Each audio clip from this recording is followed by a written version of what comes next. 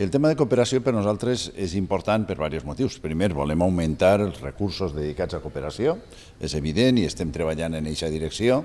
Voldríem córrer més, però els pressupostos són els pressupostos i s'ha de sumar, al final s'ha de sumar el que s'ha de sumar, però sobretot volem ser eficaços també.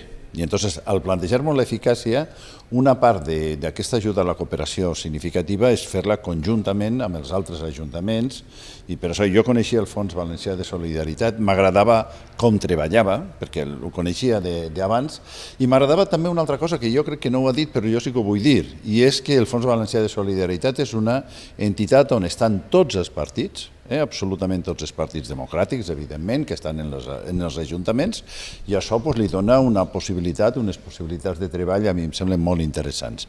També m'agrada molt que el Fons Valencià de Solidaritat no treballa donant els diners i no fent el seguiment després, sinó que fa un seguiment continuat, etc. Fa un treball continuat que conec jo, per exemple, del tema del Salvador i d'estos temes.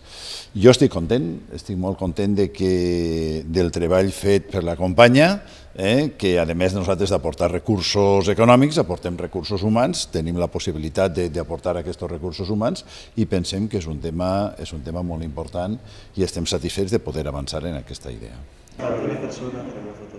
Ahora cuando acaben... A ver, yo un poco voy a hablar en nombre del Ayuntamiento de Valencia, semanal de esta manera, cediendo sus técnicos para un poco los pueblos, que tienen un patrimonio descomunal, pero son pocos, que están muy dispersos, ponerse de acuerdo para entre todos y eso, que están mancomunadas y llevar una estrategia.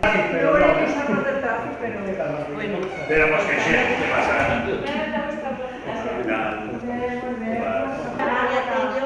Y es Roberto Jaramillo.